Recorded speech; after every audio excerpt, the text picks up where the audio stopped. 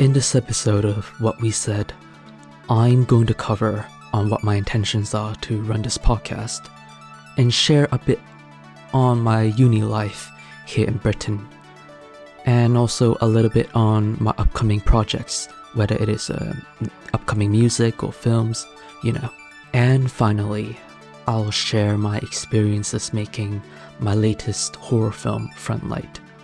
So just sit back and relax and enjoy and listen through. Hello. Welcome to the What We Said podcast. This is the first episode. This is my first time speaking in a podcast. I haven't really done that before, so just bear with me. To really introduce what this podcast is really meant for and its purpose, its intention is it's essentially a podcast that covers many topics ranging from content creation, filmmaking, music, theater, journalism, art, social media trends, and etc. And it will really consist of conversations or interviews or just any chat, informal chat with people, anyone, including like friends, past collaborators, new collaborators, figures within various fields, some celebrities hopefully, and anyone I am able to like network, I guess. There will be occasional episodes where I'll be talking to myself, like this one, the first episode. I mean, there's no guest yet. I already have a few. There are already a few I've confirmed with like a few guests. I'll reveal them later. But yeah, it's exciting. Since I am talking to myself, or just talking to the viewer who's not with me right now in live, I'm going to start with my new life here in the United Kingdom, specifically Leeds. I've been in the United Kingdom for 1, 2, 3, 4, 5, more than 4 months. Yeah, more than 4 months, and I've lived in Leeds for 1, 2, 3 months. So I really like the life here. It's quite relaxing. I felt less stress around. The climate is not hot compared to Hong Kong, and essentially I made many friends both within my institution and also outside, just whether in bars, in gigs, in tasters, if you know what that is in universities. But time runs out really quick. That's what I complain about with a lot of people here in Leeds. Time just runs out too quickly compared to where I used to live, obviously. And I don't know, it's just harder to get out of bed. It's like I gotta push myself more, and like I gotta self-discipline more when it comes to like waking up now, and psychologically I think my brain's being impacted by the change in climate, and how the day is very short, like during winter. Like there's only 6 hours of daylight, I think. So it's pretty annoying, as you may know. But yeah, and yeah, moving on to like my own projects. I got yeah. I'm planning to make a new album consisting of the latest several singles ever already released over the year. This will include Teal, I'm Fine, and Noise, and I'm making more. I already completed a few more during my time here, and it's been going slow because I've been busy in university, but I'm currently on my winter break now, so it's all good. Yes, I'm planning on a new album that's more experiment. There's more shoegaze elements, and it'll be more avant-garde, and there will be ambient stuff, and there will be noise stuff, I guess. And hopefully, maybe I haven't thought that through that much yet, but hopefully at least one collaboration with anyone, maybe a friend or someone I just knew, or maybe someone a bit popular. I don't know.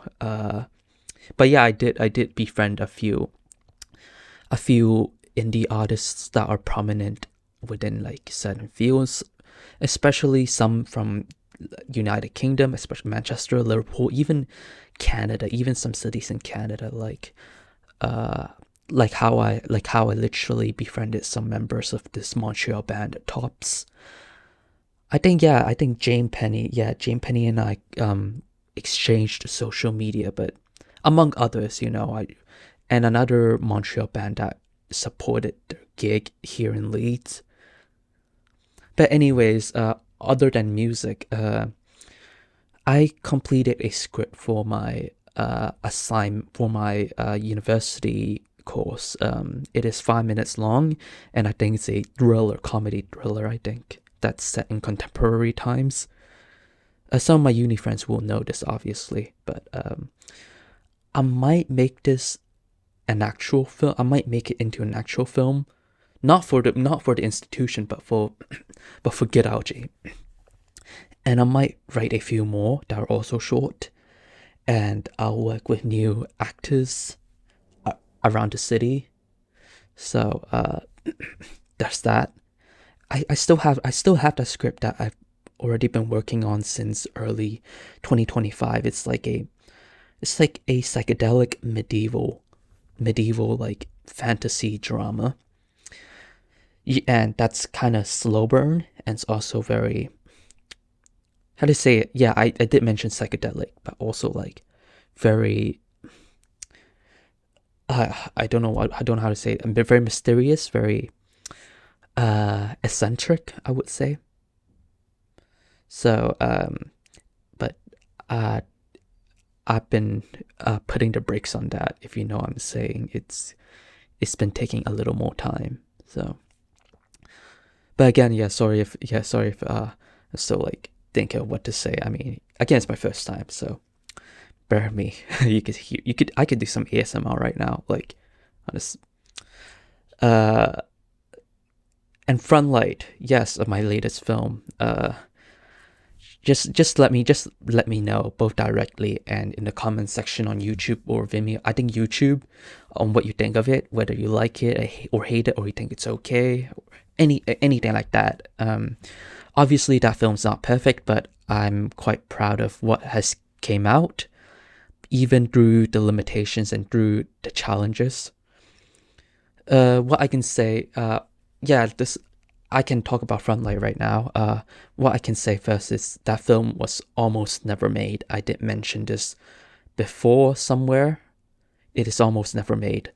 I wrote the script the first draft back in like November or December 2024, and then I completed it like on January or something. And then at the start of March, I canceled. I was planning to film it during the spring break, but I canceled it because there's no time during spring, and I thought I'll have no time. I know there won't be that much time if I film it during the summer. But guess what? And then I revived it. I put it back on the table. I unshelved it. Even though there's a limitation of time and resources during the summer, that's when I have to move like a month later. Yes, so I just go along with it. And the casting process and the location scouting process are, I would say, it's quite difficult too. um I had a really hard time during the first month of casting. Like, yeah, like how to say it, like there are, since I'm not that good at directing people using Cantonese, even though Cantonese is actually like my first native language. My English is technically better than my Cantonese now, so if I direct, I'll technically do better in English. But yes, there are less actors that speak English as their first language, or speak English fluently in Hong Kong, where I filmed it. But I ended up uh, getting a lot of auditions and stuff, and I got the best fits. there are four main cast members. Three of them I casted through connections through the Babel Film Workshop, which I think is the biggest student film work, and I think the biggest English speaking student film workshop in Hong Kong. And yeah, I got connections from there. So at first I got to know Akash also through a friend, and then through Akash I also casted Andy, and then afterwards originally one of Andrea's very close friends was gonna play Abby, but she got scheduling conflicts, so Andrea got the role instead. They all smashed it. Liam, who played Jax, I feel, how do I say it, like I casted him through a more personal connection. He's a frequent collaborator with another friend of mine, who actually a friend of Max Wobanoff, who's also the lead for my other film, Make No Mistake. So we got connected. I was surprised he's able to audition because I knew he was studying in Britain, but it turns out he's returning to Hong Kong to film. We are returning to Hong Kong during, like, coincidentally during the exact period I am supposed to film Front Like That. So I casted him, and I got other auditions as well who are also amazing. But I only have to choose. Unfortunately, like, I have to like choose one. So yeah, and the casting process finished, and then location scouting, which also happened at the same time, is also quite hard. There are many locations in Hong Kong that are like gate kept, and like, how to say, and again, it's so hot in Hong Kong during the summer, as well as spring and autumn. It's just so hot. 32 degrees Celsius and sometimes 35 degrees Celsius in 100% humidity usually. And filming outdoors, you'll just sweat within 5 minutes if you just walk around at least. And finding indoor locations, like, they're just how to say, a lot of the indoor locations you can rent are not really meant for filmmaking. They're either for business conventions or parties or anything like that. And what the fuck is that? Is that a... No, something just appeared on my screen, but it's like a light. It's like a like bubble. I don't know where it comes from, but anyways, there's that, and yes, and then filming. It's quite fun. Filming is quite fun, yet also excruciating. For one of the days, I have to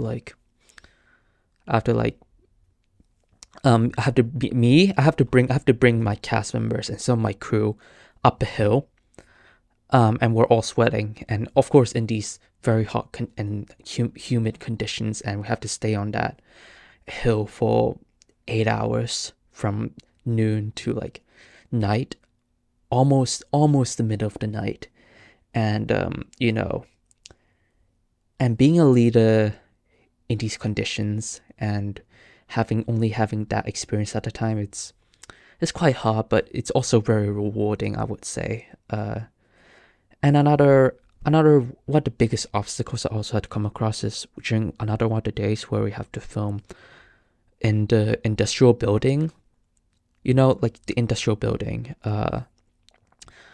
like midway, like halfway through shooting, I got kicked out, and it was stressful at the time because it took me so long to find a location, and I got a crew of at least 8, 9, 10, nearly 10 people with me. So and then a security guard just approached me and it's like, yo, you have to get out right now, because apparently there's one person who complained passively. Like, no one approached us about it, but someone just anonymously complained about it.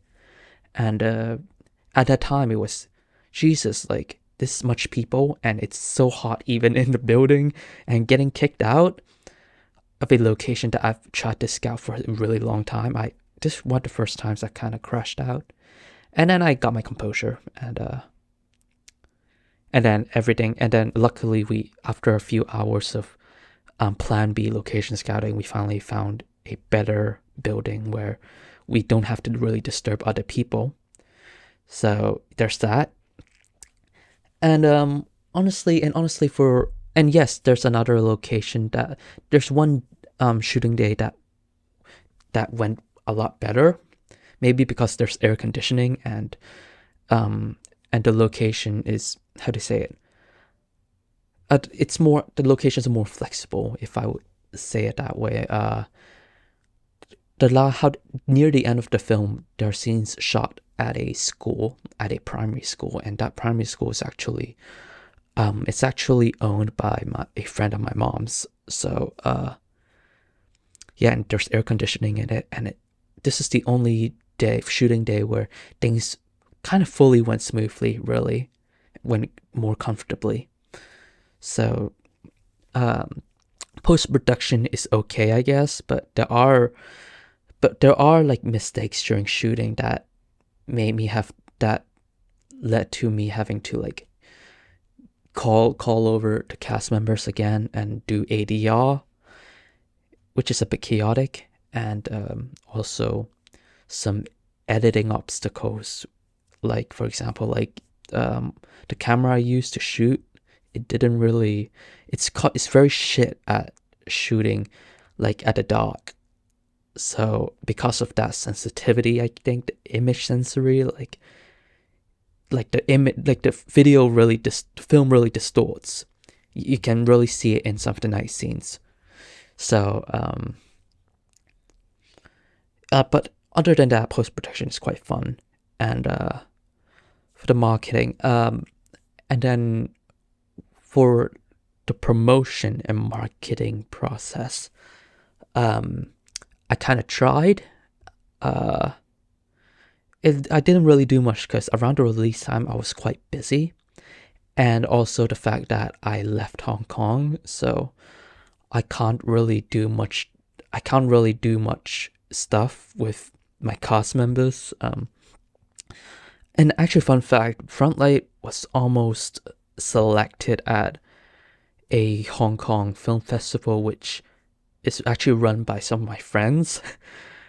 And it didn't run because of the runtime, and also because there are like a lot of submissions, so it's really understandable.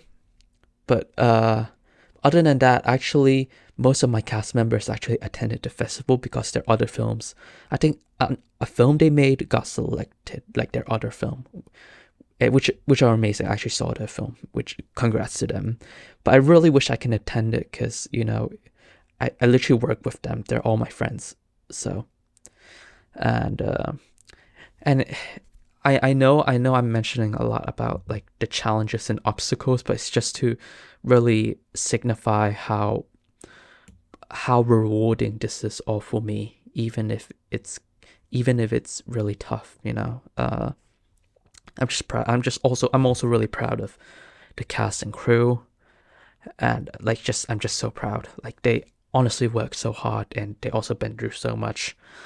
I literally have to make some of them kind of suffer, especially during the shoot where we have to hike up, and the worst conditions ever, like very hot, sweltering conditions. Like some of them haven't even done that kind of thing before in their lives.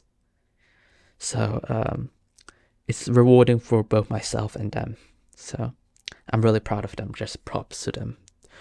The cast, the performances are great. The crew, they really worked hard. They even taught me important things. Really taught me important things. Yeah, that's all I can say about Frontlight. And but anyways, just stay tuned for other episodes in the What We Said podcast from Good Algae. And this is me, Ryan. That's my name. Yeah, I literally forgot to introduce myself. That's really important. I have to do that next time. Just stay tuned for the next episodes. There'll be more guests coming soon. So see you.